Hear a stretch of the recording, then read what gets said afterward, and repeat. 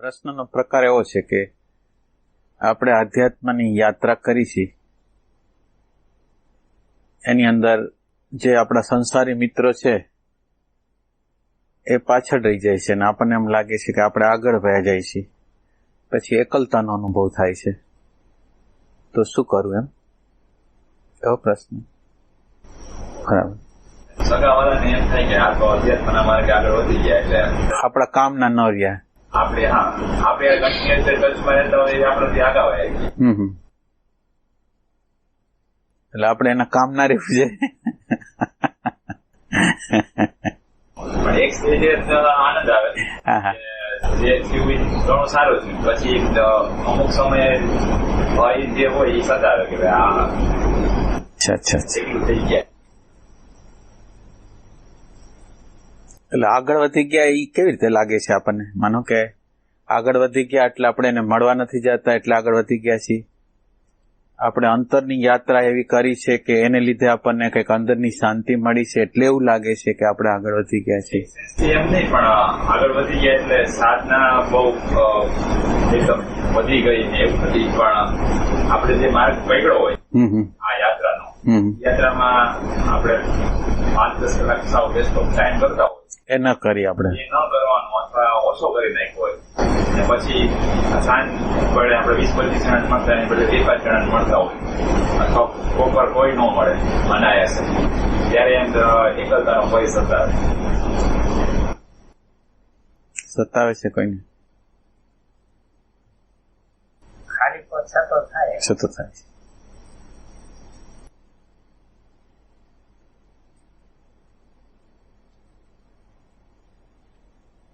એટલે આપણે જે અધ્યાત્મની યાત્રાની અંદર યાત્રા કરી છે ને, એટલે આપણે જે ઉત્ક્રાંતિ કરેલી છે ને એમાં 1 કોશી 2 કોશી 3 કોશી 4 કોશી એ બધા લોકો આમ જનરલ તમે ઓબ્ઝર્વેશન કરો ને તો એ સમૂહમાં રહીએ છે. ચાહે હાથી હોય તો ભલે, ચાહે સિંહ હોય તો ભલે, પક્ષી હોય તો ભલે, બધા લોકો એક સામૂહિક રીતે રહીએ છે. અને એ સામૂહિક રીતે રહેવાનો જે અભ્યાસ છે એ બધી યોનિઓમાંથી પસાર કરીને માનવતાની અંદર આપણે આવ્યા તો એ જ છે કે સમૂહમાં રહેવું. અને સમૂહમાં રહેવા માટે આપણે જે જોઈશે એ સિક્યોરિટી જોઈશે, સલામતી જોઈશે. લગ્નની અંદર બરાબર વ્યવસ્થિત હાજરી આપે, મરણની અંદર વ્યવસ્થિત હાજરી, પાર્ટીમાં વ્યવસ્થિત હાજરી આપે. આપણે જે કહેવાતી સિક્યોરિટી છે એ કહેવાતી સિક્યોરિટી આપણે જોઈશે. હવે કહેવાતી સિક્યોરિટી છે અને અંદર ભીડ છે. આપણે જે બનેલા છીએ ભીડ તત્વના બનેલા છે અને આપણી અંદર એવી ક્લેરિટી નથી કે આપણું લક્ષ્ય છે એ ખરેખર શું છે એની ક્લેરિટી હજી બરાબર રીતે આપણી અંદર થઈ નથી. એટલે ક્લેરિટી થઈ નથી એટલે જે આ ભીડનો જે આધાર છે એકલતા છે, એકલતા, એકપણું. આપણી અંદર લાખો વૃત્તિઓ છે પણ એ લાખો વૃત્તિઓને જોનાર એક જ છે. જે અંદર છે લાખો કરોડો અબજો વૃત્તિઓ આપણી અંદર છે પણ એને જોનાર એક છે. અને આ જે એક છે એની સાથે આપણે જોડાવું છે ને એ આપણું લક્ષ્ય છે. અને આવું લક્ષ્ય આપણી આગળ ક્લિયર કટ હશે, આપણી આગળ ક્લિયર કટ આપણી આગળ વિઝન છે કે આપણે અહીંયા જવું છે. અને એ રીતે આપણે પણ અત્યારે જે આપણે સાધના કરી છે એની અંદર 2 ભાવ છે. ઓલી ક્લેરિટી નથી અને જૂનો ભાવ એમ છે કે આપણું બધું બહારનું સલામત રહેવું જોઈએ, બહારનું સલામત રહેવું જોઈએ, અંદરનો ખાલીપો છે. એટલે આપણે હળવા મળવાનું જે કર્યું છે, હવે હળવા મળવાની અંદર એ વિવેક એવો કરવાનો છે કે હળવા મળવાનું બુદ્ધિ દ્વારા બંધ નથી કરવાનું. આ એક વસ્તુ યાદ રાખવાની. હળવા મળવાનું બુદ્ધિ દ્વારા, કોઈ નિશ્ચય દ્વારા કંઈ કરવાનું નથી. તમારી સાધના છે એ તમારી સાધનાને તમે વધારો અને તમારી સાધનાના વધારવાના લીધે તમારા એક નવા પ્રકારના અણુ પરમાણુ જે ઉત્પન્ન થાય, શાંતિના, આનંદના, પ્રેમના, એકાગ્રતાના જે અણુ પરમાણુ આપણી સામે ભેગા થાય એ અણુ પરમાણુ છે એ રસ્તો કરશે. એટલે ઘણા લોકો એવું કરે છે કે પોતાનો બુદ્ધિનો વિવેક, એટલે સાધના ઓછી અને બુદ્ધિનો વિવેક વધારે. એટલે શું થાય? બુદ્ધિનો વિવેક કરે એટલે સંબંધોને બગાડે. તો અહીંયા આપણે એવું કરવાનું છે કે સંબંધોને બગાડવાના નથી, સંબંધો છે એ આપણને કોઈ પ્રકારની નડતર નથી. નડતર છે એ આપણું મન સાથે, બુદ્ધિ સાથે, સ્મૃતિ સાથેનું જે તાદાત્મ્ય છે એ નડતર છે. હવે આ નડતરને બરાબર ધ્યાન રાખો. સગા સંબંધીને ધ્યાન ન રાખો. નડતર સગા સંબંધી નથી, બહારનો કોઈ વસ્તુ નથી. જે નડતર છે એ મારું મન છે, મારી આસક્તિ છે, મારો આગ્રહ છે, મારી માન્યતા છે. આટલી ક્લેરિટી આપણે રાખવાની છે કે આ અને આ અણુપરમાણુ જેમ સાધનાના જે અણુપરમાણુ છે એ જેટલા અંશમાં આપણે વધારતા જશું ને એટલા અંશમાં આપણું હુંપણું છે એ ઓગળશે. અને હુંપણું ઓગળશે એટલા અંશમાં સમષ્ટિ છે એ આપણો કબજો લેશે. સમષ્ટિ છે એ આપણી અંદર ઇન્ટરફિયર કરશે. અત્યાર લગીને સમષ્ટિ કે હવે આ મોટો થઈ ગયો, આ પોતાની રીતે કરતો થઈ ગયો, તો આપણે કરવાનું બંધ કરો. એટલે જ્યારે જીવાત્મા કરતા બને છે ત્યારે ભગવાન અકર્તા બને છે, અને જ્યારે જીવાત્મા અકર્તા બને એટલે ભગવાન પોતે કરતા બને. એટલે જેટલા અંશમાં તમે અકર્તાની બાજુએ જાઓ, નિષ્ક્રિયતાની બાજુએ જાઓ, હોવાપણાની બાજુએ જાઓ, એટલા પ્રમાણમાં કુદરત છે એ આપણો કબજો લઈ લે. અને પછી કુદરત જ આખી પરિસ્થિતિઓ પલટાવે. આપણા અણુપરમાણુ હોય એ પ્રમાણે ધીરે ધીરે ધીરે પલટો કરે. આપણા મિત્રો, જૂના મિત્રો એની મેળે જૂના મિત્રોને જયારે આપણો અંદરનો ખાલીપો હોય ત્યારે મળી આવી છે, અને જયારે અંદરનો આનંદ હોય ત્યારે રાખી છે. અને એમ કરતા કરતા કરતા આપણે જે આપણા સાધનાના જે અણુપરમાણુ છે ને એને વધારે ને વધારે ક્રિએટ કરી. હવે એની અંદર એક એવો ભય આપણને લાગે, હવે આ એક બાજુ આપણી અંદર આનંદ પ્રગટ નથી થયો, શાંતિ પ્રગટ નથી થઈ, બીજી બાજુથી આ સગા સંબંધી હોય, મિત્ર હોય, મળવાનું ઓછું થવા માંડ્યું. એ લોકોને એમ ખ્યાલ આવવા માંડ્યો કે આ લોકો સત્સંગ વધારે કરે છે, આ કંઈક ધ્યાન વધારે કરે છે, એટલે એ લોકોનું આવવાનું ઓછું થઈ ગયું. એક બાજુ એ લોકોનું આવવાનું ઓછું થઈ ગયું છે, બીજી બાજુ અંદરનો આનંદ, બીજી શાંતિ પ્રગટ થઈ નથી. એટલે આ વચ્ચેનો જે કટોકટીનો કાળ છે એને આપણે કેર કરવાની છે. હવે આ બાજુ જમ્પ નથી લગાડવાનો, ખાલીપો ભરવા માટે આમ દોડવાનું નથી, પણ આપણે શું કરવાનું છે કે અંદર મૈથા રાખવાનું છે. અંદર આપણે જ્યારે સમય મળે ત્યારે અંદર ને અંદર, અને ક્લેરિટી એટલી હોવી જોઈએ કે આ બહારનું કંઈ છોડવા દ્વારા કંઈ છૂટશે નહીં. આ સ્મૃતિ સાથેનું જે તાદાત્મ્ય છે એ છૂટશે ત્યારે જ કામ બનશે. એટલે સ્મૃતિ સાથે આ લક્ષ આટલું જ રાખવાનું. સ્મૃતિ સાથે નાતો છે એ ભયંકર વસ્તુ છે. આ સમાજ સાથે, લોકો સાથે, પરિસ્થિતિ સાથે એ ડેન્જર નથી. ડેન્જર છે એ આ સ્મૃતિ સાથેનું તાદાત્મ્ય. તો એ રીતે સ્મૃતિ સાથેનું તાદાત્મ્ય છે એના ઉપર તમે કામ કરશો અને અંદરના ખાલીપાને સહન કરશો, વેદશો, અને અંદરના ખાલીપા જે અંદર પ્રગટ થાય છે ત્યારે આ ખાલીપાની અંદરની બાજુ, ખાલીપાના અંદરની બાજુએ એક તમારી અંદર પ્રાર્થનાનો એવો સૂર પ્રગટ કરો. હવે આ અંદર ખાલીપો છે ને એ ખાલીપાના અંદરના પેટાળમાંથી એવો કરો, એ જે હોવાપણું છે, જે એક્ઝિસ્ટન્સ છે, એ મારી સામે પ્રગટ થાવ, પ્રગટ થાવ, પ્રગટ થાવ, પ્રગટ થાવ, અંદરના ભાવથી. તો એક બાજુ આપણો ખાલીપો છતો થાય છે, આપણી અંદરની જે પ્યાસ છે એ પ્રગટ થાય છે, અને પ્યાસ છે એ ડિમાન્ડ કરે છે કે અસ્તિત્વને પ્રગટ કરો. અને આ જે પ્રયાસ કરનારો છે ને, એ પ્રયાસ કરનારો ને ખ્યાલ આવે છે કે મારો પ્રયાસ છે એ કાફી નથી, હું જે પ્રયાસ કરીશ ને કાફી નહીં હોય. એટલે આ મોટી શક્તિ, મોટી સત્તા છે એને શરણે જાય છે, અને જ્યારે ત્યારે આ મોટી સત્તાને પ્રાર્થના કરે છે, એને બધી વાત કરે છે, એને પોતાનું દરેક કર્મ કરે છે. તો કર્મ કરતી વખતે એને ખ્યાલ આવે છે કે આ કર્મ કરવાની મારી આવડત નથી, એટલે અંદરના અંતર્યામીને પ્રાર્થના કરે છે કે આ કર્મ હું બરાબર કરું છું, બરાબર નથી કરતો, મને ખબર નથી. હવે તારે ગાઈડલાઈન આપવાની છે, તારે પ્રકાશ આપવાનો છે, તારે અંધારું દૂર કરવાનું છે, તું મારી આંગળી પકડીને અને હલાવવાનું છે. તો આ ભાવ આપણી અંદર જો બરાબર રીતે હશે, એટલે દરેક કાર્યની અંદર આપણે આ ભગવાનને છે ને જગાડી છે. અંદરનો જે ભગવાન સૂઈ ગયો છે ને એને આપણે જગાડી છે, અને જગાડીને કહી છે કે મારી યારે તું કંઈક કાર્યરત થા, મારી સાથે કોઈ રિલેશન બનાવ. એટલે આપણે એની સાથે રિલેશન બનાવી છે. ખાલી જાગૃતિ રાખી છે એટલું નહીં, ખાલી આમ કડક થઈને જાગૃતિ રાખી એટલું નથી કરતા, પણ એની સાથે અંતરતમ પ્રેમ કરી છે કે ઈ તત્વ જો મારી થોડી વાર માટે ઈ તત્વ જો મારાથી આઘું વહી જાય તો મને અંદર મુંજારો થાય. તો એ તત્વ, એ શાંતિ, એ આનંદ, એ પ્રેમ જ્યારે આપણે ગુમાવી, આ સાધકનું લક્ષણ આ છે કે જ્યારે શાંતિ વહી જાય, જ્યારે આનંદ વહી જાય, જ્યારે પ્રેમ વહી જાય, ત્યારે એને અંદરમાં અસહ્ય વેદના થાય. એ અવસ્થાને છોડીને તાત્કાલિક રીતે ઓલી અવસ્થામાં જોડાવા માટેનો પ્રયાસ કરે. આ એને સાધક કહેવાય. એટલે આપણી અંદર આ સાધકપણું માનો કે ન આવ્યું હોય તો આપણે એ સાધકપણાને પેદા કરવાનું છે, ઉત્પન્ન કરવાનું છે આપણા પ્રેમથી, આપણી પ્યાસથી.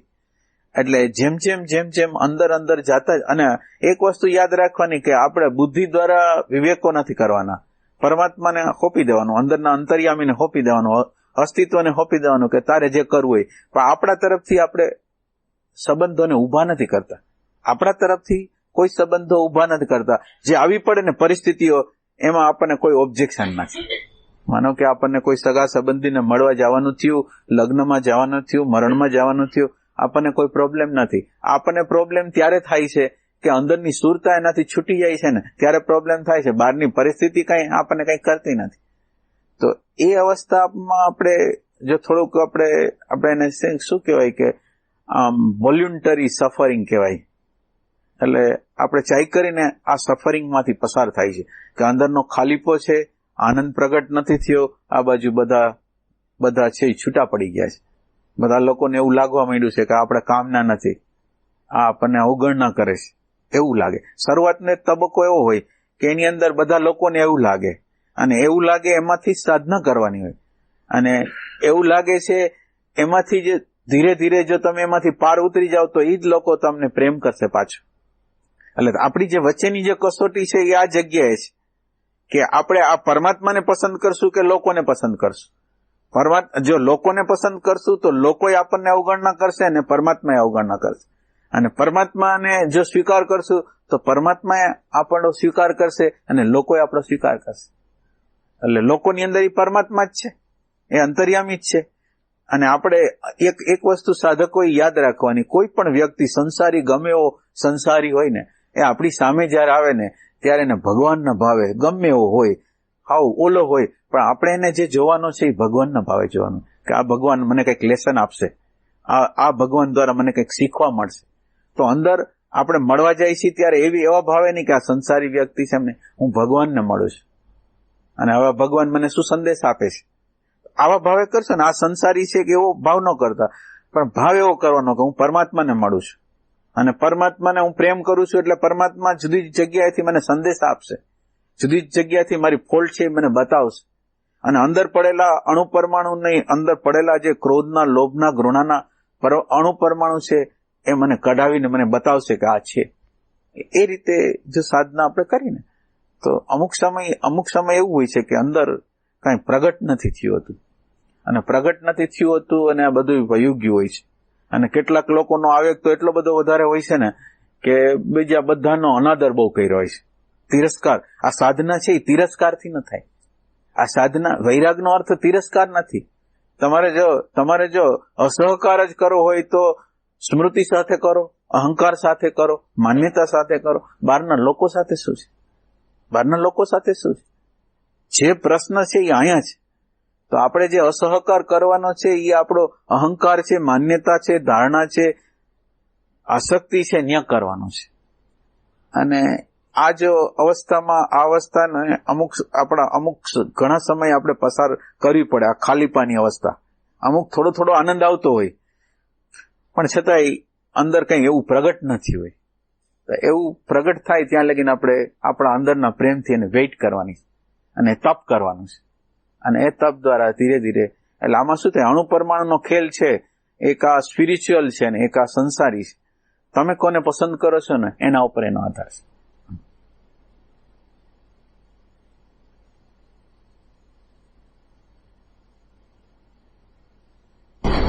ખાલીપણાના હિસાબે લાગતું હોય કે લોભ કે વૃત્તિઓના કારણે?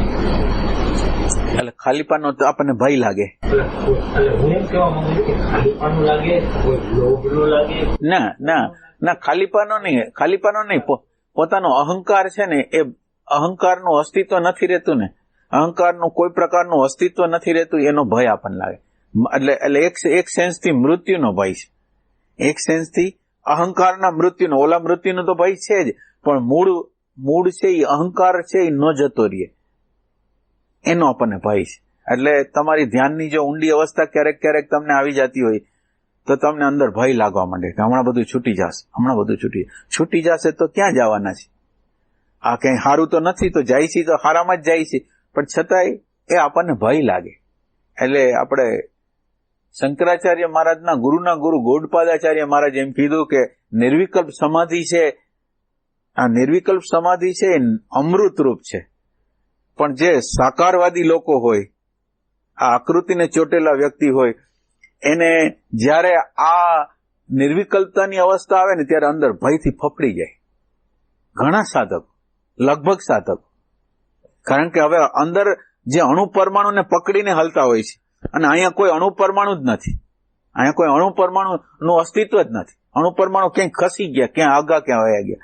હવે અણુ પરમાણુને પકડવા માટે મથે છે કે હવે મારો અણુ પરમાણુ જે અહંકારનો, કોઈ માન્યતાનો, કોઈ ધારણાનો, કોઈ હોબીનો સંસ્કાર ખેંચીને લઈ આવું, કારણ કે મારે કરવું છે, મારે મારા અહંકારને જાગૃત કરો. એટલે પેલું અંદર ક્લેરિટી એવી હોવી જોઈએ કે વિસર્જન કોનું કરવું છે? આ અહંકાર છે એનું વિસર્જન કરવું છે કે એને રાખવો છે? ક્લેરિટી એની હોવી છે. એટલે ભય કરવા જેવું ત્યાં કાંઈ નથી, આપણે કાંઈ ગુમાવવાનું નથી. એ ભેગું કરીને જ આપણે ઘણું ગુમાવ્યું છે. એટલે ખરેખર એટલી અંદર ક્લેરિટી થઈ જાય ને કે ખરેખર ગુમાવવા જેવું કાંઈ નથી. જે ગુમાવી છે, જે ખોટું હતું, આર્ટિફિશિયલ હતું, ઉપરથી લદાયેલું હતું, એ જાય છે. અને જે ઉપરથી લદાયેલું છે એ આપણને રિયલ લાગે છે, અને જે ખરેખરું છે એ આપણને એમ લાગે છે કે હા હા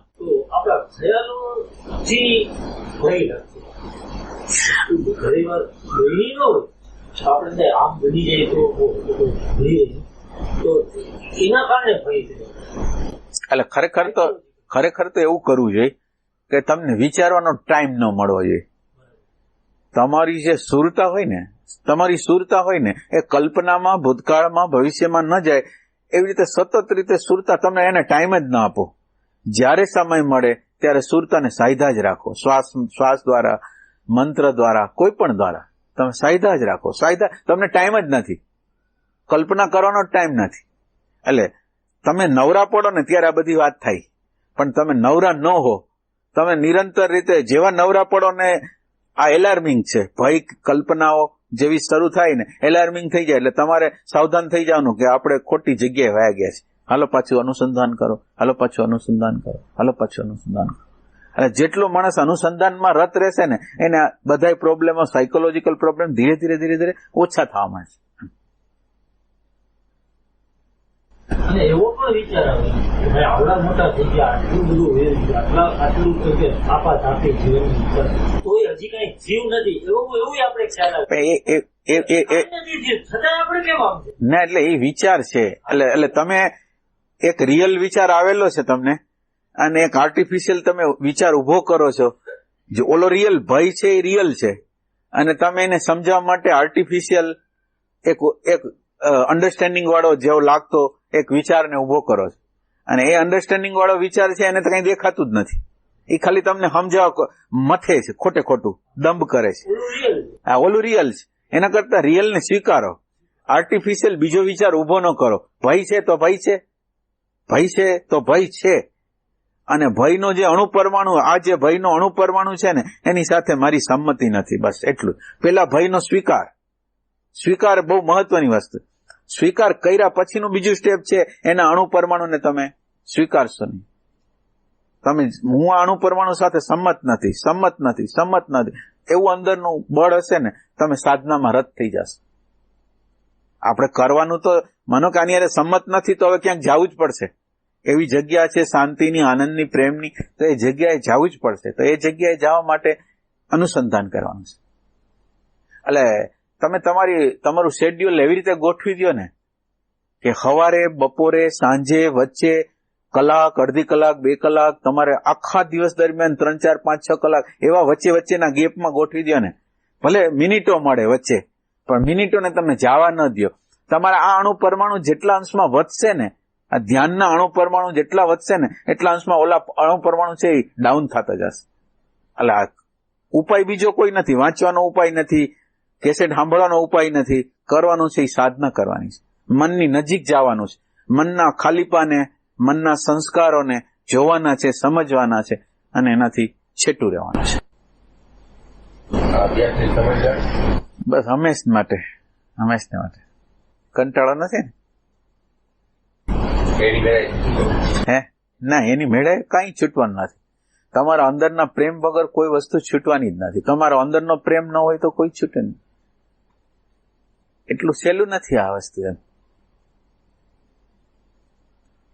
આપણે એમ નથી કહેતા, આપણે એવો પ્રશ્ન નથી કરતા કે આ મન છે એ સતત રીતે ભૂત ભવિષ્ય ભય રાગ દ્વેષ કરાવે છે, એ સતત રીતે કરીશું. ઈ તમે પ્રશ્ન જ કહેતા. તમે એમ પ્રશ્ન કરો છો કે આ અભ્યાસ સતત કરવાનો. ઓલું સતત તમે કરો જ છો એમની. આ સતત ભય, ખોટે ખોટા ભય કરો છો, ખોટી ખોટી ચિંતાઓ કરો છો, ખોટે ખોટી આસક્તિ કરો છો, કરી જ છીએ આપણે. તો એમાં કેમ પ્રશ્ન નથી ઉઠાવતો? આખો દી આ જ કરવાનું. તમે વિચાર કરો, તમારે વિચાર નથી કરવો, છતાંય વિચારો હાઈલા જ આવે, તો તમે કાંઈ ને પ્રશ્ન નથી કરતા કે મારે આજે વિચારમાં જ રહેવું. પ્રશ્ન આ કરવાનો.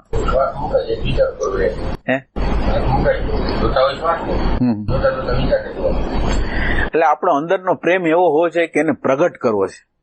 મને સાધનામાં કોઈ રસ નથી, મને તો એને પ્રગટ કરવામાં રસ છે. લાચારી છે કે સીધો હું સ્પર્શ નથી કરી શકતો એટલે હું કઈક કરું છું. કરવું એ મારી લાચારી છે. ભગવાન કરવાથી મળે નહીં, પણ હું શું કરું? મારી આગળ ડાયરેક્ટ તો રસ્તો નથી, એટલે હું કોઈ પણ પ્રકારની સાધના કરું છું, પણ સાધના મારા માટે મહત્વની નથી. મારે એને પ્રગટ કરવો છે ને, એ મહત્વનું છે. એવો ભાવ અંદર હોય ને તો કામ થાય. સાધના કઈ પ્રગટ ન કરી શકે. સાધનાની અંદરનું મૂળ ગર્ભ છે ને, એ પ્રેમ છે. આ એક વસ્તુ બરાબર સમજો. કોઈ પણ એક સ્વાય જેડ તમે સાધના કરો ને, એ સાધના દ્વારા નહીં, પણ એ જે તડપણ છે ને, એ સાધના દ્વારા જે પ્રગટ કરવાની તડપણ છે ને, એના દ્વારા તમને મળશે.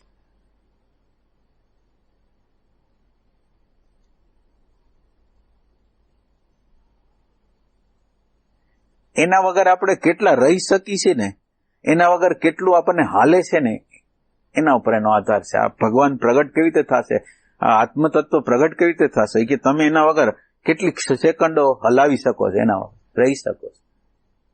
એ મહત્વનું છે.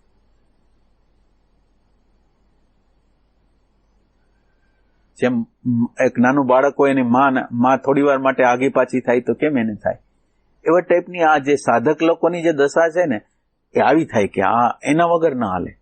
શાંતિ ગઈ, આનંદ ગયો, અનુસંધાન ગયું, તો અંદર મૂંઝાઈ જાય, રોવે, કકડે, આર્તનાદ કરે, ગમે એમ કરીને તું પ્રગટ થા, ગમે એમ કરીને પ્રગટ થા, ગમે એમ કરે. આ જે પ્રાર્થનાનો જે સૂર છે, પ્રેમનો જે સૂર છે ને, એ બધા પ્રકારની જાગૃતિને પેદા કરી દે. આ જ. અને કટોકટીમાં મદદ જે કરે ને, કટોકટી છે, આની અંદર તો બહુ કટોકટીઓ અંદર છે. તો આ કટોકટીની અંદર સહાય તો આ જે પ્રાર્થના છે ને, આ જે પ્રીતિ છે ને, એ જ કરશે, બીજું કઈ નહીં કરે.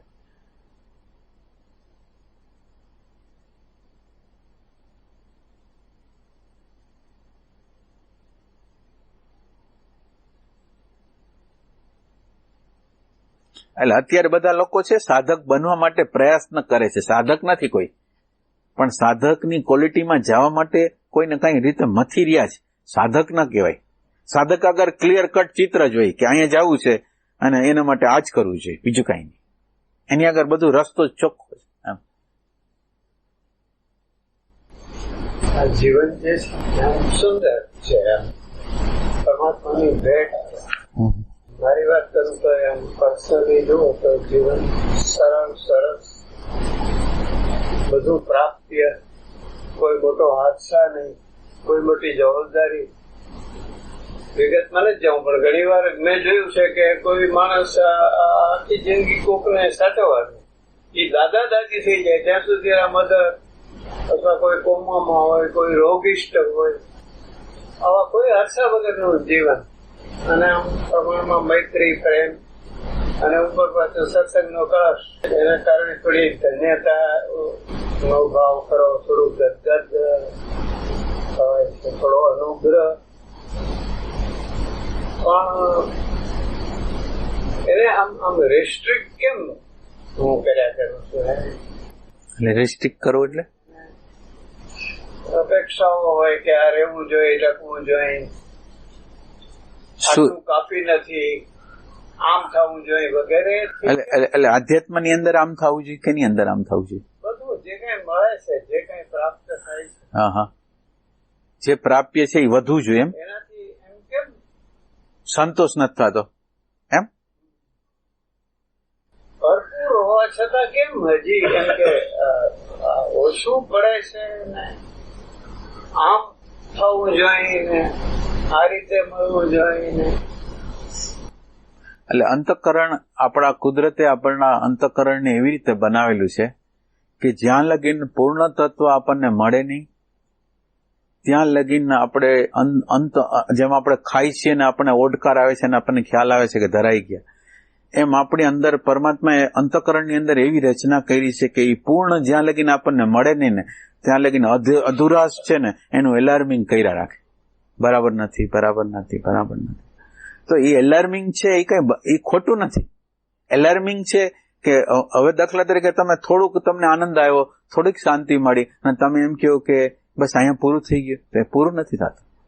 તો એમ કે હજી તો આ સ્ટાર્ટિંગ જ છે. અને બીજું, આ કુદરતની કૃપા નથી, અનુકૂળતા છે એ કુદરતની કૃપા નથી.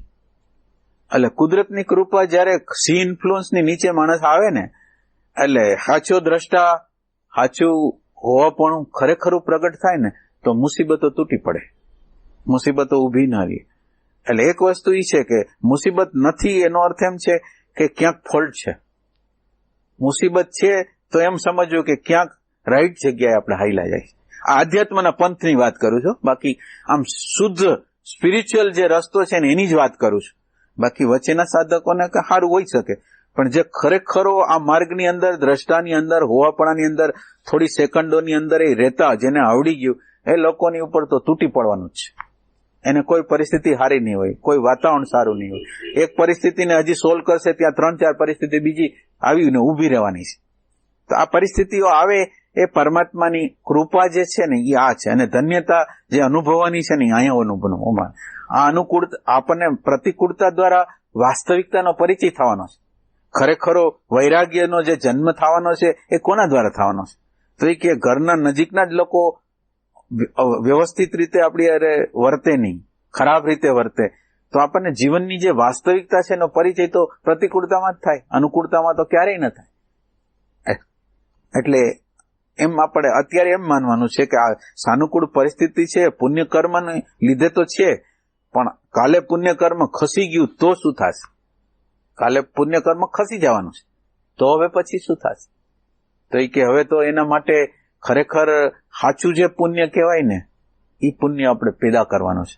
જે હોવાપણું છે, જે દ્રષ્ટાપણું છે, જે કોન્શિયસનેસ છે એને આપણા અંદર પ્રગટ કરવાનું. શાશ્વત રૂપે રાખી શકે એવી વસ્તુ હોય ને, શુભ અને અશુભ કર્મ એવા છે કે શુભે ખલાસ થઈ જશે, અશુભે ખલાસ થઈ જશે, પણ આ જે હોવાપણું છે એમાં જે જીવતો માણસ છે ને એનું જીવન છે એ દરરોજ ને દરરોજ નવી નવી ક્રાંતિ કરતું જાય, દરરોજ ને દરરોજ નવા નવા શિખર છે એ સર કરતું જાય.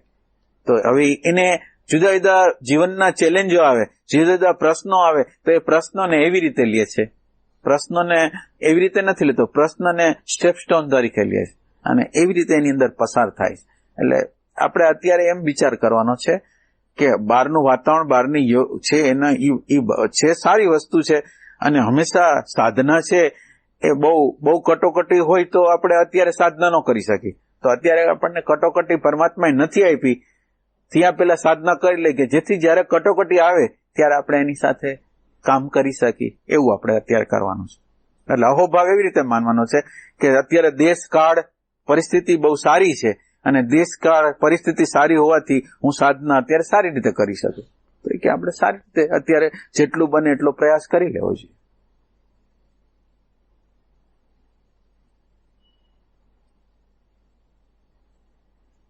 અને બીજું એવું છે કે જયારે અંદરથી ખુલી જાય ને, અંદરથી દેખાવાનું શરૂ થઈ જાય ને, એટલે આપણે હંમેશા દુઃખમાં જ હોય, એટલે કામમાંથી નવરા ન હોય કે આ પ્રશ્ન આપણે આપણી અંદર આ રાગનો પ્રશ્ન છે, આ દ્વેષનો પ્રશ્ન છે, આ આસક્તિનો પ્રશ્ન છે, આ પ્રશ્ન, એટલે પ્રશ્નમાંથી નિવૃત્ત જ ન હોય. એટલે એ પ્રશ્નમાં, એક પ્રશ્નમાંથી બીજા પ્રશ્નમાં, એટલે હવે આપણને ટાઈમ જ નથી, બીજી વસ્તુનો કોઈ ટાઈમ નથી કે મને શું મળ્યું, અત્યારે મારે રસ્તો આમ કરવાનો છે, મારે આ જો અત્યારે આ ઓલી વ્યક્તિ બોલી કંઈક સેજ વધારે ટોનમાં બોલી તો મને કંઈક થઈ ગયું, તો મને આ કંઈક થઈ ગયું એના પર મારે કામ કરવાનું બાકી છે. મને હમણાં ભય આવી ગયો, હમણાં મને રોગ આવી ગયો તો એટલે મને એવું લાગ્યું કે હમણાં મૃત્યુ મને ઘેરી લેશે, તો એ મને ભય લાગ્યો એટલે મને એક ખ્યાલ આવ્યો કે આ ભય ઉપર કામ કરવાનું બાકી છે. તો નિરંતર જે અંદર કોઈ પરિસ્થિતિ, નાની હરખી પરિસ્થિતિઓ દ્વારા કંઈ ને કંઈ પ્રગટ થઈ રહ્યું છે, અને એ કંઈ ને કંઈ જે પ્રગટ થઈ રહ્યું છે એ આપણી અંદર સંકેત કરે છે કે અહીંયા જે ત્રુટિ છે, અહીંયા કચાશ છે, અહીંયા આસક્તિ છે, તો એને કાઢ. એ રીતે એને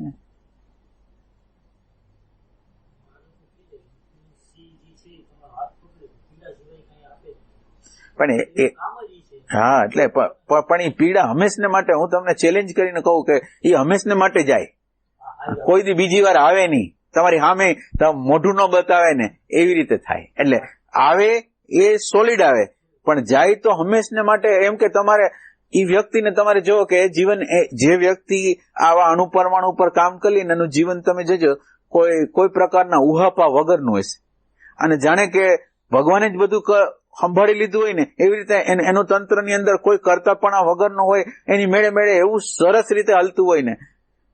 તમારે એક કામ હોય તો 10 જણા તમને મદદ કરવા ઉભા હોય ત્યારે, અને જ્યારે તમે સ્ટાર્ટિંગ કરો ત્યારે 10 જણા તમને ડિસ્ટર્બ કરવા માટે તૈયાર હોય, તમારો ટેસ્ટ કરવા માટે. તો તમારે ટેસ્ટમાં તો પાસ થવું છે ને, કે આ બાજુ પરમાત્મા છે, આ બાજુ આ પ્રેમ વિહોણો આખો સમાજ છે, અને આ પ્રેમ વિહોણા સમાજને પ્રેમ કરવાનો છે.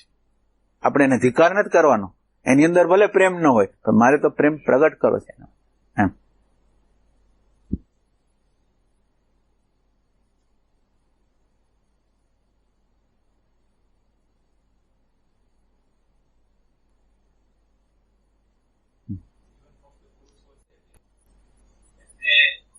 જન્મ લેવા પડતા હોય એવું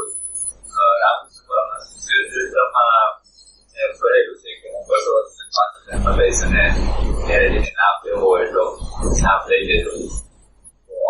જન્મ લેવા પડતા હોય ને દરેક જાગૃત જ હોય કે આખા સંસારમાં. બોલો શું જવાબ દેશું આપણે?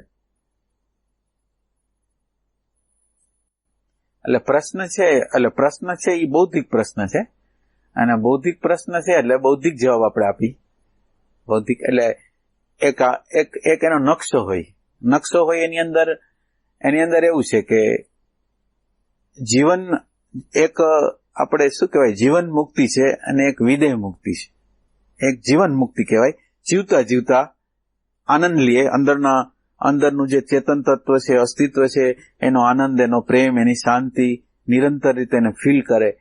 એક એવી અવસ્થા છે, જીવે છે, સ્થૂળ બોડી છે, સૂક્ષ્મ બોડી છે, અને જીવે છે, અને એને જીવનનો આનંદ આવે છે, જીવનનું સૌંદર્યને માણે છે, જીવનની જે પ્રજ્ઞા છે એ પ્રગટ થઈ છે. તો આ એક વ્યક્તિ છે કે જીવતો છે અને આનંદ લે છે. આ જીવન મુક્તિ કહેવાય. એને કોઈ પ્રોબ્લેમ, સાયકોલોજીકલ કોઈ પ્રોબ્લેમ નથી, દૈહિક પ્રોબ્લેમ ઘણા હોઈ શકે. અને હવે એની અંદર 2 પ્રકાર છે. એક પ્રકાર એવો છે કે એનું સૂક્ષ્મ શરીર છે એ મૃત્યુ પછી એને આત્મતત્વને જાણી લીધું છે, પણ એનું જે સૂક્ષ્મ શરીર છે એને રાખવા માંગે છે. તો એ સૂક્ષ્મ શરીર રાખે તો બીજા લોકોને મદદ કરી શકાય. તો એ સૂક્ષ્મ શરીરને રાખે છે એટલે એને આપણે બુદ્ધ પુરુષોને આપણે એમ કહેવાય ને કે જે સાધક લોકોને પ્રેરણા આપે, જ્યાં જે જગ્યાએ સાધના હાલતી હોય ને સૂક્ષ્મ રીતે કોઈને કોઈ પ્રકારની પ્રેરણાઓ આપવા માટે, એને કોઈ માર્ગમાં અટકતા હોય તો એનું માર્ગદર્શન આપવા માટે એવા લોકો હોય કે જે સૂક્ષ્મ શરીરને ટકાવી રાખે. સૂક્ષ્મ શરીર હોય, આવા લોકોનું સૂક્ષ્મ શરીર એવું હોય કે જો તમે ટકાવો નહીં તો એ શાંત થઈ જાય. એમ કહે છે કે જો હાવ તમારે કોઈ પ્રકારનું તમારું અંદરનું પરિબળ રજોગુણનું ન હોય તો 21 દિવસમાં પડી જાય શરીર, એમ કહે છે, સાંભળ્યું છે. અને બાકી પ્રારબ્ધ હોય તો પ્રારબ્ધમાં હોય તો એમાંથી આપણે એને લીધે બહાર રહેવું પડે. એટલે હવે જે આ શરીર છૂટ્યા પછી આ જીવન મુક્ત પુરુષો છે એ અંતરિક્ષના જગતમાં રહીએ, અને અંતરિક્ષના જગતમાં એ પોતે કામ કરે, જન્મ પણ લે.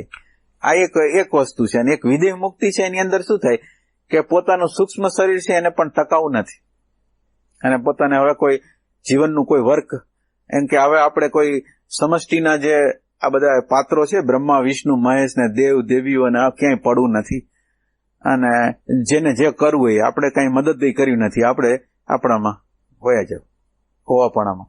તો એ હોવાપણામાં તો એ કારણ શરીર તો એ લોકોને નથી જ. એ લોકોને જે જ્ઞાન થઈ જાય એને કારણ શરીર ન હોય, સ્થૂલ ને સૂક્ષ્મ શરીર હોય. તો એ હવે ઓલા લોકોને તો કારણ બોડી ન રહ્યું, સૂક્ષ્મ બોડી કોઈ કામના નથી, એટલે સૂક્ષ્મ બોડી ન રહ્યું અને શરીર છૂટશે એટલે સ્થૂલ બોડી નહીં રહે. તો આ છે વિદેહ મુક્તિ, ઓલી છે જીવન મુક્તિ. એટલે જીવન મુક્તિની અંદર બધા લોકો આપણને સહયોગ અંતરિક્ષના જગતમાં સાધક લોકોને પ્રેરણા આપવા માટે હોય છે, અને એની જરૂરિયાત પણ હોય છે. પેલા સ્થૂળ બોડીનું ભાન થાય, સૂક્ષ્મનું ભાન થાય, પેલા સ્થૂલ બોડીનું ભાન થાય, સ્થૂળ બોડીનું ભાન થાય. પેલા કયું ભાન થવું કે બોડીથી થવું? ના, એટલે બોડીથી જ થવું જોઈએ, પેલું બોડીથી. બોડી પેલા કંટ્રોલમાં, પછી આગળ બોડીથી કંટ્રોલ નહીં, બોડીમાં તમારી હાજરી આવે ને, એટલે શબ્દ, સ્પર્શ, રૂપ, રસ, ગંધ જે ઇમ્પ્રેશન નિરંતર રીતે આપણી અંદર આવી રહી હોય ને, એનાથી સભાન થાય. આપણે અત્યારે વર્તમાનમાં હોય તો આપણને ખ્યાલ આવે, વર્તમાનમાં ન હોય તો ખ્યાલ ના આવે. વર્તમાનમાં તમે હો તો તમને કોઈ અવાજ આવ્યો, પક્ષીનો અવાજ આવ્યો, ખડખડાટ થયો, તો એ બધી વસ્તુની તમને ખબર પડે. તમે બીજાના ચહેરાઓને જોઈ શકો, એના ચહેરાની અંદર ઉદાસીનતા છે, શું છે એ જોઈ શકો, પણ તમારી હાજરી છે અંદર, એટલા માટે. પેલી હાજરી હોય તો પછી આપણે બીજા લોકોની પરિસ્થિતિને જાણી શકીએ ને. એટલે પેલી હાજરી જોઈ છે બોડીની અંદર, અને બોડીની હાજરી હોય એટલે બોડીની જે સંવેદના હોય, શબ્દ, સ્પર્શ, રૂપ, રસ, ગંધ, એનાથી વાકેફ થાય.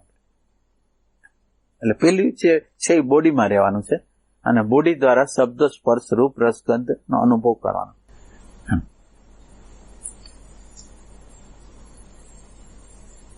અત્યારે બોડી કંટ્રોલમાં ન હોય, એટલે એમ આપણે નહોતું કીધું કે ભાન કોને થાય, તો ભાન પેલા બોડી કંટ્રોલમાં નથી તો એટલે બોડીને એટલે કંટ્રોલ કરનારા અંદરનું તંત્ર છે, તમારી અંદર એવું કંટ્રોલ કરનાર તંત્ર છે કે એની હાજરી થઈ જાય એટલે એનો કંટ્રોલ એને ખબર પડવા માંડે ક્યાં અવ્યવસ્થા છે, એટલે હાજર કરી દો ને એ કંટ્રોલની શરૂઆત છે. હાજરી કરી દે ને એને કંટ્રોલ.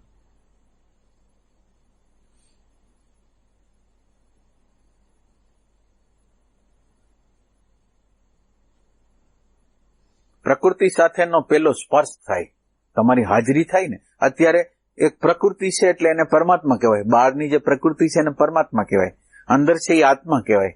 હવે આત્માને પરમાત્મા મળતા નથી, આત્મા અંદર બેઠો છે, પરમાત્મા બહાર છે. હવે આત્માને પરમાત્માનું મિલન નથી થતું, જે છે એને જોતા જ નથી, હવાના સ્પર્શને માનતા નથી, પક્ષીના અવાજને, આ જે નદીઓનો ખળખળાટ છે એને જોતા નથી, આપણી સામે આવતા ચહેરાઓને જોતા નથી. એટલે પેલી જે વસ્તુ છે આત્માના પરમાત્માના મિલનમાં શું છે, આત્મા છે એ છે, અને પરમાત્મા પરિસ્થિતિ રૂપે, ફેક્ટ રૂપે, દુઃખ રૂપે, સુખ રૂપે, અનુકૂળતા રૂપે, પ્રતિકૂળતા રૂપે એ આપણી સામે આવે છે. તો હવે એ જે આપણી સામે આવે છે એનો આપણે સ્વીકાર કરીશું તો પરમાત્માનો સ્વીકાર કર્યો તો આત્મા અને પરમાત્માનું મિલન થવાનું શરૂ થઈ જાય. ફેક્ટ અને આત્મા બે ભેગા થાય ને એટલે ફેક્ટ છે એ ભગવાન છે, અને જે અનુભવ કરે છે એ આત્મા છે. હવે આત્મા જે ફેક્ટનો અનુભવ કરે છે એનો સ્વીકાર કરે તો આત્મા અને પરમાત્માનું મિલન થયું. કાંઈ અંદર કોઈ ચંચુપાત ન કર્યો તો શું થયું, વૈશ્વિક જે ઇન્ટેલિજન્સ છે ને એને તમારી અંદર પ્રવેશ કર્યો. વિશ્વની ઇન્ટેલિજન્સ નિરંતર હાલી રહી છે. હવે એ આપણી અંદર પ્રવેશ કેમ કરતી નથી, તો આપણે એમ કહીશું તે આમ કેમ કર્યું, આમ કેમ બન્યું. પણ અત્યારે જે છે એ છે, જે છે અત્યારે એ જ છે, બીજું કાંઈ નથી. એટલે જે છે એનો સ્વીકાર કરવા દ્વારા આત્મા અને પરમાત્માના મિલનની શરૂઆત થાય. એટલે જ્યાં લગીને આપણે સ્વીકાર નહીં કરીને એક નવો ચોખ્ખો, જે સ્વીકાર નથી કરતા એક ચોખ્ખો રાખે છે, આ બરાબર છે, આ બરાબર નથી, સેન્સરશિપ કરે છે, આ ઠીક છે, આ નથી ઠીક. એટલે આત્મા અને પરમાત્માનું મિલન થતું નથી.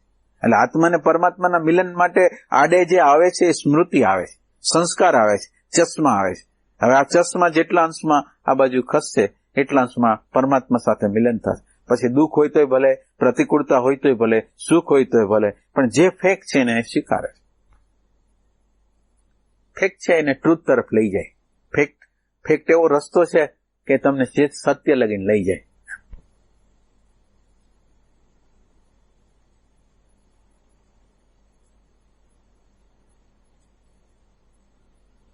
ફેક્ટ એટલે બધા સમજો છો ફેક્ટ એટલે શું છે? હકીકત જે સામે છે ઈ. એટલે શું શું હકીકત હોઈ શકે આપણી સામે? આપણી સામે શું શું હકીકત હોઈ શકે?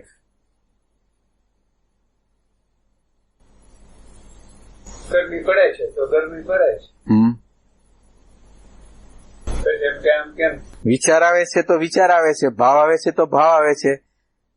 અત્યારે પરિસ્થિતિ એવી છે કે પ્રોફેસર સાહેબ એમ કહે છે કે આટલી બધી શાંતિ હોવા છતાં આપણને એમ લાગે અધુરાશ લાગે છે, તો એ ફેક્ટ છે. જે અધુરાશ લાગે છે એ ફેક્ટ છે, એ પરમાત્મા છે. એટલે પરમાત્મા એ કોઈ અલગ વસ્તુ નથી. અને એ પરમાત્માના ભાવથી તમે જોવા માંડો તો એ પરમાત્મા આપણે મળતા જાય. પરમાત્માનો હવે વિરોધ નથી કરતા કે એ છે તો એ તો છે. જીવનના વિકાસમાં જેની જરૂરિયાત છે એ બધું આવે છે. હવે માનો કે એ પરિસ્થિતિ આવીને આપણને શું બતાવે છે કે બરાબર નથી આપણે, કે અત્યારે આપણને એમ કે વધારે આના કરતા વધારે આનંદ, આના કરતા વધારે શાંતિ. તો આના કરતા વધારે આનંદ, વધારે શાંતિ એ એમ સૂચવે છે કે આપણે ક્યાંક ગતિ કરવા માંગી છીએ. તો હવે ગતિ કરો, ગતિ કરો, પણ હવે ગતિ ક્યાં કરવી એની સમજ આપણી અંદર હોવી જોઈએ. ગતિ એટલે બીજે ક્યાં કરશો ગતિ? હવે અત્યારે મને વિચાર આવ્યો છે કે કંઈક ખૂટે છે, તો ખૂટે છે એ અત્યારે કે આ ક્ષણની અંદર હું નથી, ખૂટી ગયું.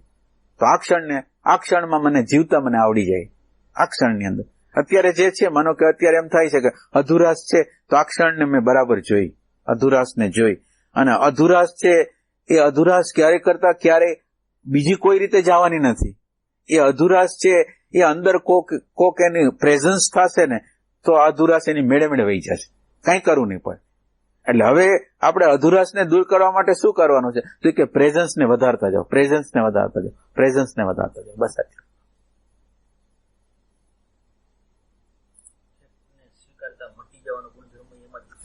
મટી જવાનું. કારણ કે આ ફેક્ટ છે ને સ્વીકારતું નથી ને, એ જીવતું રહે છે. અને જીવતું રહે છે એટલે પરમાત્મા કામ કરતા નથી, અસ્તિત્વ કામ કરતું નથી. અને આપણે ઇમેચ્યોર રહી છે, પરિપક્વ થતા જ નથી. જ્યારે ત્યારે પરિસ્થિતિઓ, ચેલેન્જો આવે, રુદન કરવા માંડી છે, દુઃખી થઈ જાય છે, બીજાના શરણે વહી જાય છે. એ બધું આપણે કરી છે, શું કામ કરી? પરિસ્થિતિ છે એનો સ્વીકાર નથી. અને પરિસ્થિતિનો સ્વીકાર નથી એનું કારણ એવું છે કે આપણને એવું લાગે છે કે આ પ્રશ્ન છે એ વ્યક્તિગત છે. મારી છોકરીનો પ્રશ્ન આવે, મારા છોકરાનો પ્રશ્ન આવે, પતિનો આવે, પત્નીનો આવે, મા બાપનો આવે. તો આ બધા પ્રશ્નો જીવનની અંદર આવે છે. પણ એ જીવનની અંદર પ્રશ્ન આવે ત્યારે મને એમ લાગે કે મારે જ પ્રશ્ન છે, બીજા કોઈને પ્રશ્ન નથી. બધાને અલગ અલગ પ્રકારના પ્રશ્નો આ જ છે જે આપણને છે. એટલે મારો પ્રશ્ન છે વૈશ્વિક છે, વ્યક્તિગત નથી. એવી સમજ જેને થાય ને એ પ્રશ્નને જુદી રીતે હલ કરે. એટલે આપણે જે અત્યારે હલ કરી છે એ મારો વ્યક્તિગત પ્રશ્ન તરીકે લઈશ. અને આપણે વ્યક્તિ જેવી વસ્તુ જ નથી, આપણે સમજતી જ છીએ. આપણને ખબર હોય તોય ભલે, ન ખબર હોય તોય ભલે. આ આખી કેસેટ અત્યાર સુધી આ માનવ તરીકેના આપણે આવ્યા, એ બધી કેસેટો બધાની અંદર છે. અને બધાની અંદર એ જ સંસ્કાર છે. જે સંસ્કાર ગમે તે જગ્યાએ આદિવાસીમાં રહેતો હોય એની અંદર સંસ્કાર છે, બહુ એજ્યુકેટેડ હોય એની અંદર છે. બધા સંસ્કારો મારી અંદર છે. હાવ પ્રિમિટિવ હોય ને હાવ સંસ્કૃત માણસ હોય, એ બેયની અંદરની મનોવૃત્તિની સેમ છે. ખાલી પ્રગટ થવાની અત્યારે રીત રસમ છે એ જુદા જુદા અંશમાં છે. એક એવું લાગે છે પ્રિમિટિવ છે, એક લાગે છે કે આ સંસ્કૃત છે. પણ સંસ્કૃતને જોવો તો એને માન જોઈ છે, એને મોટાઈ જોઈ છે, એને વિષય જોઈ છે. આને માન જોઈ છે, મોટાઈ જોઈ છે, વિષય જોઈ છે, રાગ જોઈ છે. ફર્ક શું છે?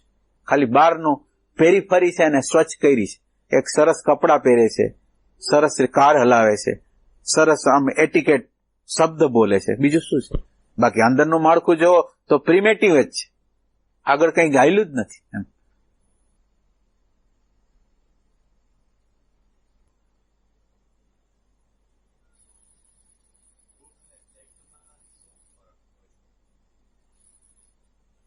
એટલે આમ તો ફેક્ટને સમજવું જોઈએ. ટ્રુથ તો પછી ટ્રુથને પ્રગટ કરવા માટે તમારી આગળ સાહસ જોઈ, તમારી આગળ પ્રેમ જોઈ, ટ્રુથને જાણવા માટેનો પ્રેમ જોઈ. ફેક છે, ફેક તો અત્યારે તમને અત્યારે આબેહૂબ રીતે જે છે એ તો અત્યારે એમ લાગે કે મારી અંદર કચાશ છે, અથવા અત્યારે મને એમ લાગે કે હું બરાબર છું, અત્યારે એમ લાગે કે આ બધા બરાબર નથી. એટલે એ બધું અત્યારનું ફેક છે એને તો આપણે સમજી, અને એ ફેક છે એ તમને ટ્રુથ લગીને લઈ જાય. અને તમારી ઇન્ક્વાયરી હોવી જોઈએ કે મારે ટ્રુથને જાણવું છે, તો ટ્રુથ શું છે, ફેક શું છે અને કલ્પના શું છે. 3 પોઈન્ટ છે. અત્યારે આપણે જે જીવન જીવી છીએ કાલ્પનિક દુનિયામાં જીવી છીએ. આપણી વ્યક્તિગત રીતે સબ્જેક્ટિવ વર્લ્ડની અંદર જીવી છીએ. એક સબ્જેક્ટિવ વર્લ્ડ છે, ફેક્ચ્યુઅલ વર્લ્ડ છે, અને ખરેખરું રિયલ વર્લ્ડ છે. તો આપણે પેલા જે સાયકોલોજીકલ, જે આર્ટિફિશિયલ જે વર્લ્ડ છે એમાંથી બહાર નીકળી અને ફેક્ચ્યુઅલ જગતની અંદર પ્રવેશ કરવો છે. એના માટે વર્તમાન ક્ષણની જરૂર પડશે.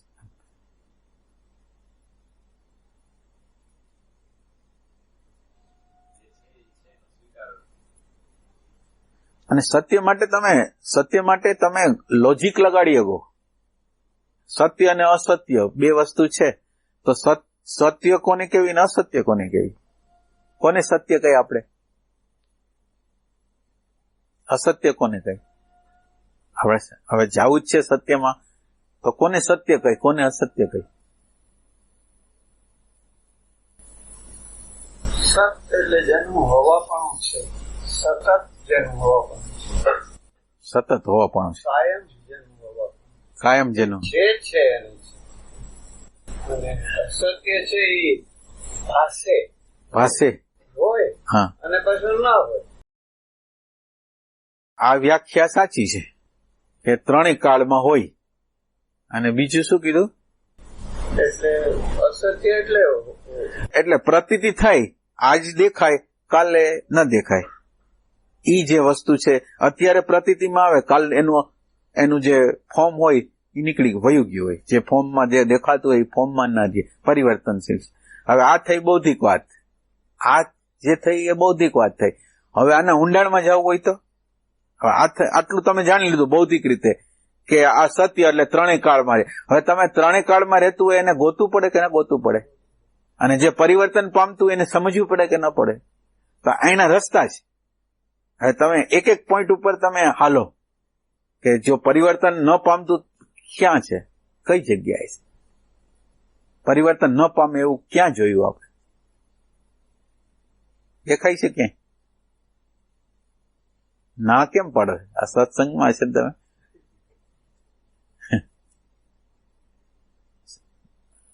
યાદ છે?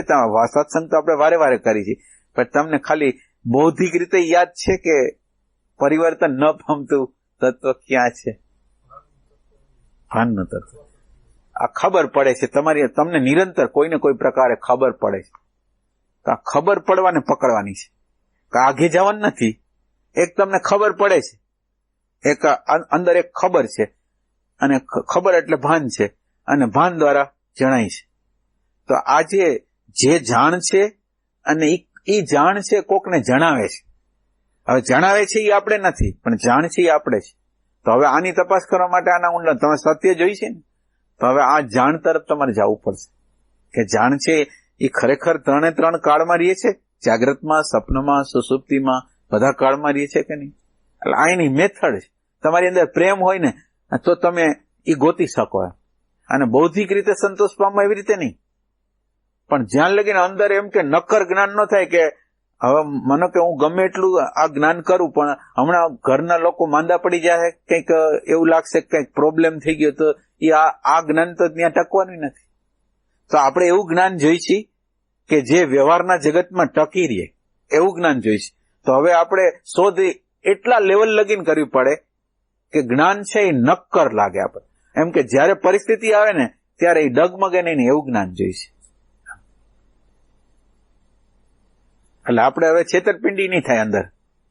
ચાલો આપણે નક્કી કરી લીધું કે શાશ્વત છે ભાન, એવી તો નહીં થાય. વ્યવહાર એની કસોટી છે. તમારા વ્યવહારમાં તમે આવો ત્યારે તમને શું થાય છે એની કસોટી.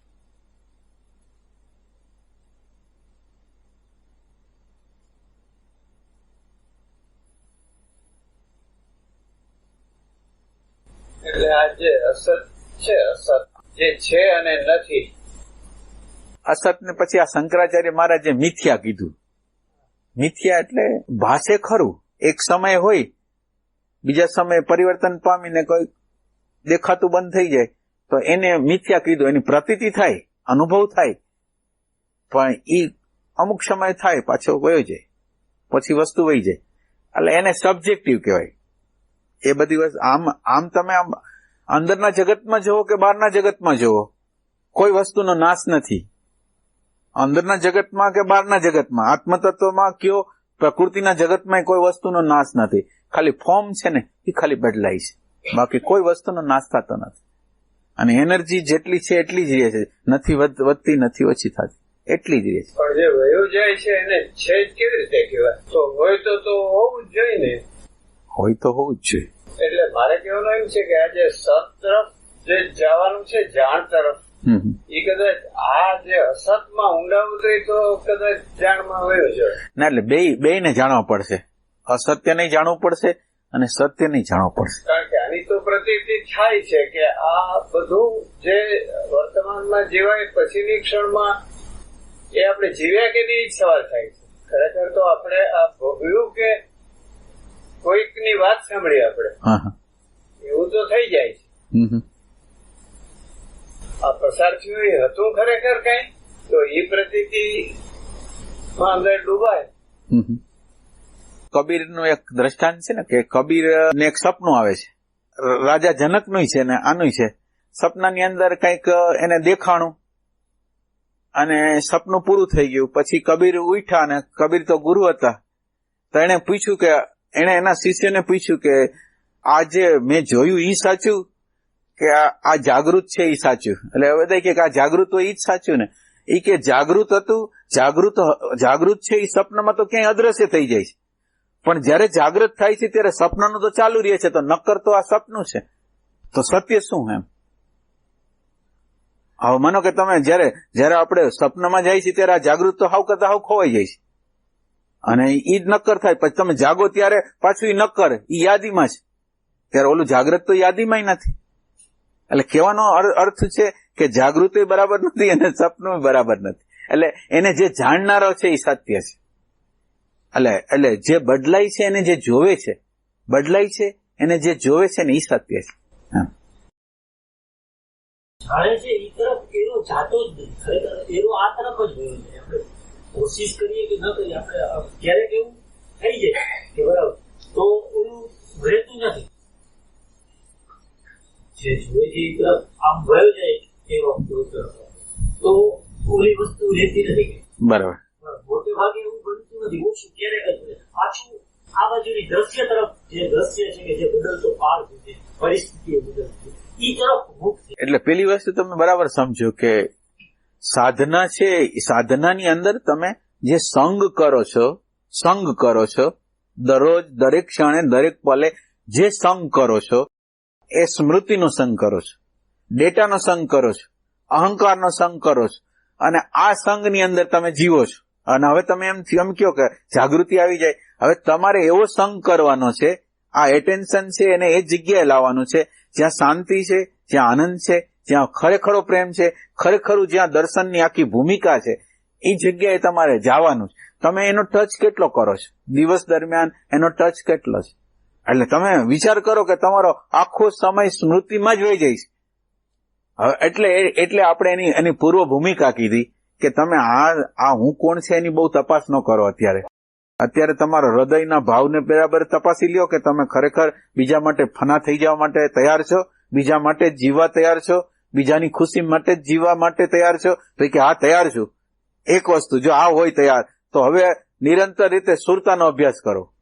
અને આ સુરતાના અભ્યાસ પછી જ આપણા બ્રહ્મસૂત્રની અંદર એમ કીધું કે અથવા તો બ્રહ્મ જિજ્ઞાસા, હવે પછી જ બ્રહ્મની. એટલે કે ક્યારે? કે જેનો અંતઃકરણ, જેનો મળ સાફ થઈ ગયો છે, જેનો વિક્ષેપ સાફ થઈ ગયો છે, એ લોકો કામ કરી શકશે. તો હવે પેલી ભૂમિકા આપણે આ નકશો, આધ્યાત્મનો નકશો છે એમાં જોઈ લઈએ કે આપણે ક્યાં ઉભા છે.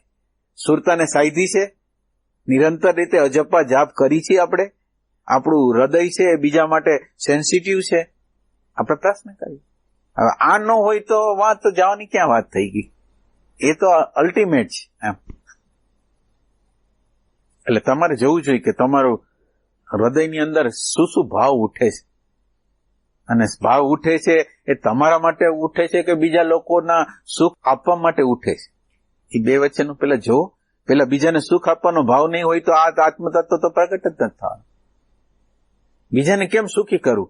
દરરોજ હું ઉઠું અને દરરોજ હું ખ્યાલ રાખું કે આજે કોઈને દુઃખી નથી કરવા, આજ બધાને શાંતિ આપવી છે, આજ બધાને આનંદ કરાવો છે, આજ બધાને પ્રેમ આપવો છે, આજ મારા એક શબ્દનું ઉચ્ચારણ કરીને કોઈ દુઃખી થાય એવું મારે નથી કરવું, એવો આપણે સંકલ્પ સવારથી સાંજ લગીને કરી શકશું? આવું બધું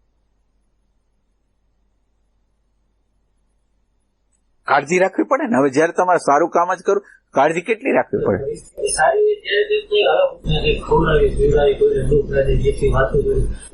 પરિસ્થિતિઓ બદલાઈ છે. તમે જે ચેલેન્જ શબ્દની વાત, ત્યારે તો નથી, ત્યારે કોઈને વળતા ભરાય છે, ખીજાઈ જાય, જોબ આવી, અને ઓલી ત્યારે તો નથી. ના, ઓલી પ્રવૃત્તિ કરી છે એની પાછળ ક્યાંક હેતુ હશે પણ ખબર નથી. મને તમે કોઈને ખવડાવો છો તો એ તમારો હેતુ છે. એ તમને ખબર હોય ન હોય એ બીજી જુદી વાત છે. તમે કંઈ પણ કરો છો એની પાછળ તમારો હેતુ છે. હવે એ હેતુને ગોતું એ આપણો આધ્યાત્મિક પથ છે. કારણ મળવું જોઈએ કે આપણે શું કરી, શેના માટે એક એક હિલચાલ કરી છે, એક એક સેકન્ડે કંઈક કરી છે, શેના માટે કરી છે. એવું લાગે કે સારું નથી, ટકી રહેવું છે સુખમાં, એના માટે એવું લાગે કે આપણે કરી રહ્યા. પૂછીએ આપણી જાતને થાય છે પેલે તો ક્યાંય સિક્યુરિટીમાં ટકી રહ્યું, ભાઈ ક્યાંયથી આમ કઈ થાય, પોતાના ભૂખે તો કઈ કરવું જ નહીં, પોતે તો બચી નથી. એટલે ખરેખર તો અંદર જે કંઈક પડેલું છે ને, જે અવ્યવસ્થા, અરાજકતા, પ્રેમ વિહોણી સ્થિતિ અને ભય છે, તો એને ઠીક કરતા જવાનું. આમ સાધના બીજી કઈ નથી. એને ઠીક કરતા જાવ એટલે રસ્તો કપાતો જાય. મારી અંદર ભય છે તો મારી અંદર પલાયનવાદ છે તો હું પલાયનવાદને જોઉં, એને સમજું, એને દૂર કરું, બસ આ એનો રસ્તો છે.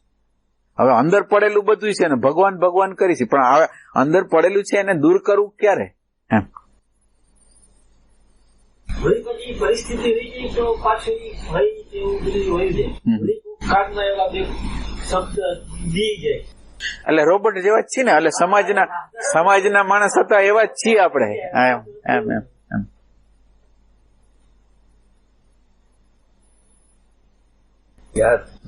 યાદ આસો એક સેકન્ડ આ બધું ઘણા બીજા બધા ધ્યાન છે, ઘણા એવો આનંદ આવતો.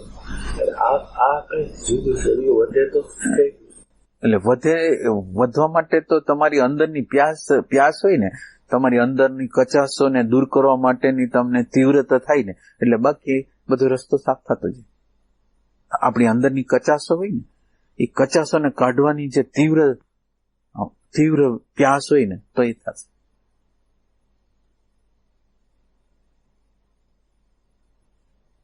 એક એટેન્શન ને બહુ સાયધા રાખવું છે. એટેન્શન છે આની અંદર મૂડી છે, એ એટેન્શન છે તમારી. આપણે જેમ સમાજની અંદર પૈસા જેમ મૂડી છે ને, એમ આધ્યાત્મ જગતની અંદર એટેન્શન છે, મૂડી છે. તમારું એટેન્શન જેટલું પાવરફુલ હોય ને, એટલો પરમાત્મા પ્રગટ થવાનો. અને તમારું એટેન્શન પાવરફુલ હોય એટલે, હવે માનો કે એટેન્શન બરાબર પાવરફુલ છે તો એને કઈ દિશામાં આપણે લઈ જવું. અત્યારે શું થાય, એટેન્શન નથી એટલે એટેન્શનને કઈ દિશા આપી જ ખબર નથી. એટલે પેલું અત્યારે કામ કરવાનું છે, તમારું એટેન્શન નિરંતર રીતે તમારા હાથમાં હોવું છે. જ્યારે જે વ્યક્તિને સાંભળતા હો, પરિસ્થિતિને સાંભળતા હો, જ્યારે જેમાં હો ને, ત્યારે તમારું એટેન્શન સમગ્રતાથી કહવું છે કે આ શું છે, કેમ છે, બીજી જગ્યાએ નહીં. અત્યારે જે પ્રોબ્લેમ છે એ શું છે કે અત્યારે આપણે અહીં હાજર છીએ, પણ એટેન્શન બીજી જગ્યાએ કેટલી જગ્યાએ ભાગી જાય છે. અને આપણે માનો કે હું તમને ઘણી વાર પ્રશ્ન કરતો હોઉં તો પ્રશ્ન હું કંઈક કરતો હોઉં, તમે જવાબ કંઈક આપતા હો બધા લોકો, તો એ પ્રશ્નનો જવાબ તમે શું કામ બીજો આપો છો? હું કહું છું એને બદલે બીજો કેમ આપો? અત્યારે આ જગ્યાએ તમે હાજર નથી, તમારું એટેન્શન અત્યારે અહીંયા નથી. તો અહીંયા નથી તો હવે તમે અત્યારે અહીંયા નથી તો ક્યારે તમે હશો? એટલે જે જરૂરિયાત છે એ એટેન્શનની જરૂરિયાત છે.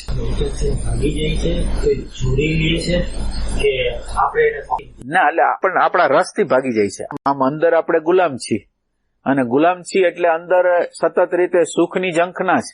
અહીંથી સુખ મળશે, અહીંથી સુખ મળશે, અહીંથી સુખ મળશે, એટલે નિરંતર સુખની કામનાઓમાં. એટલે આપણા સ્વને આપણે ભૂલી ગયા છીએ, એટલે હવે તો બહાર જ શોધ કરવાની છે. ક્યાંથી અહીંથી સુખ મળશે, અહીંથી સુખ મળશે, એટલે દોડે છે. સુખની ખબર નથી ક્યાં છે સુખ. અને એને હંમેશા નાનપણથી એવું લાગ્યું છે કે સુખ બહાર જ છે. કોઈ ટેસ્ટફુલ વસ્તુ ખાધી એમાં છે, કંઈક સારી વસ્તુ જોઈ એમાં છે, રમકડામાં છે, તો એ જે વસ્તુ અંદર ઘૂસી ગઈ કે છે સુખ બહાર, એ આપણને ઢળી જાય છે.